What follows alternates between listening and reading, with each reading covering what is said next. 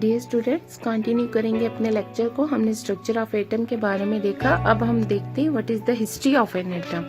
Atom की history क्या है, एटम को कैसे डिस्कवर किया गया, इसके बारे में किस साइंटिस्ट ने क्या बात कही। फर्स्टली हम देखते हैं डेमोक्राइटस को।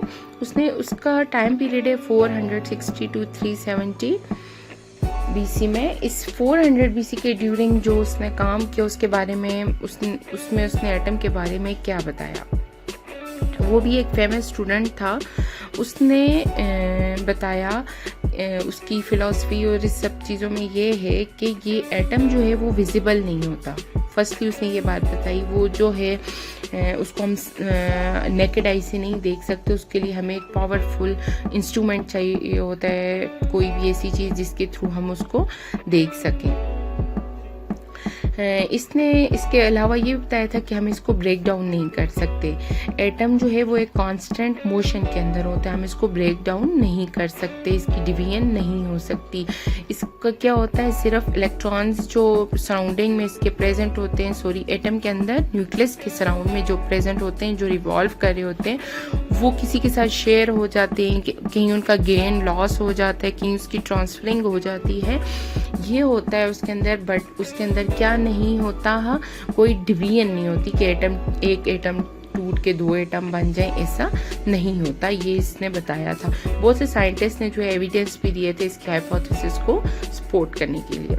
नेक्स्ट देखते हैं क्या था, बर्जीलियस ने क्या काम किया। तो उसने केमिकल फार्मूलाज दिए थे, उसने सिंबल्स बताए थे एलिमेंट्स के, बहुत से एलिमेंट्स थे पीरियोडिक टेबल के या जो हमारी नेचर में एग्जिस्ट करते थे उनके बारे में बताया था, उनकी सिंबल्स के बारे में बताया था। जैसे बहुत से एलिमेंट्स हैं, ज़ाहिर है उनके, मैंने जैसे आपको एक बार पहले बताया था कि एटम को क्यों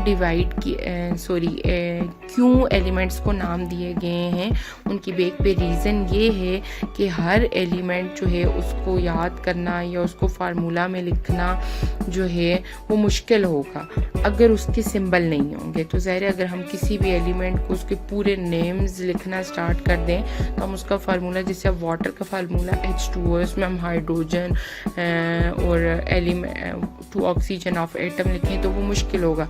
जैसे कि अब हाइड्रोजन का हमें सिंबल मिल गया H, ऑक्सीजन का O, तो हम इजीली H2O लिख सकते हैं। नेक्स्ट है मेंडलीव ने क्या किया था, 63 एलिमेंट्स जो हैं पीरियोडिक टेबल के, उनको अरेंज किया था on the basis of their atomic mass.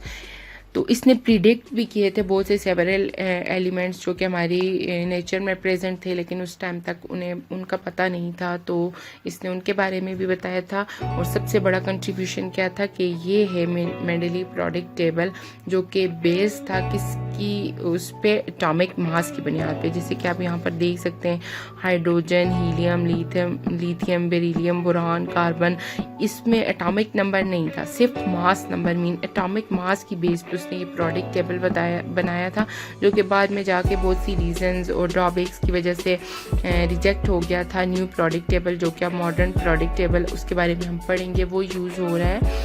लेकिन जब मेंडलीव की कंट्रीब्यूशन थी, उसने ये पीरियोडिक टेबल अरेंज किया था। इसमें 63 एलिमेंट्स उसने अरेंज किए थे और उसने बहुत से एलिमेंट्स को प्रिडिक्ट भी किया था। सो मेंडलीव की ये कंट्रीब्यूशन थी इसके अंदर एटम के बारे में, जो उसने बताया एलिमेंट्स के बारे में। उसके बाद था जे थॉमसन। उसने क्या बताया था, एक ब्रिटिश फिजिसिस्ट था, इसने इस बारे में बताया था कि डिस्कवरी ऑफ इलेक्ट्रॉन, मीन्स इसने इलेक्ट्रॉन को क्या किया था, डिस्कवर किया था। इसने प्रोटॉन के बारे में भी सजेस्ट किया था, पर उस टाइम उसके पास प्रूफ नहीं था, क्योंकि साइंटिस्ट जो बात करते हैं वो प्रूफ के साथ करते हैं। तो इसने इलेक्ट्रॉन जो है वो प्रूफ के साथ उसकी डिस्कवरी दी थी कि एक सराउंडिंग शेल्स हैं जो कि न्यूक्लियस के गेट हैं, उसके अंदर एक पार्टिकल है जिसको इलेक्ट्रॉन कहते हैं, वो रिवॉल्व करे, वो नेगेटिवली चार्ज पार्टिकल है। उसने बोला था कि प्रोटॉन भी पॉजिटिवली चार्ज पार्टिकल प्रेजेंट हैं, बट उसके पास उस वक्त प्रोटॉन के लिए प्रूफ नहीं था।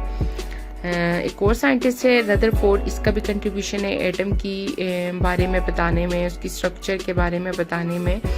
इसने जो है वो सबसे बड़ा कंट्रीब्यूशन किया था किसने? न्यूक्लियस को डिस्कवर किया था। इसने कंक्लूड किया था कि एटम के अंदर मोस्टली जो है वो एम्प्टी स्पेस होती है और एटम के अंदर न्यूक्लियस होता है जो कि एटम का मास जो है वो उस न्यूक्लियस पे डिपेंड करता है, क्योंकि उसमें पॉजिटिवली चार्ज एटम जो है वो पार्टिकल प्रेजेंट होता है जो कि है प्रोटॉन, और न्यूक्लियस के अंदर प्रोटॉन और न्यूट्रॉन दोनों प्रेजेंट होते हैं और इलेक्ट्रॉन जो है वो ऑर्बिट में रिवॉल्व कर रहे होते हैं। आई होप आपको इस हिस्ट्री ऑफ एटम की समझ आ गई हो।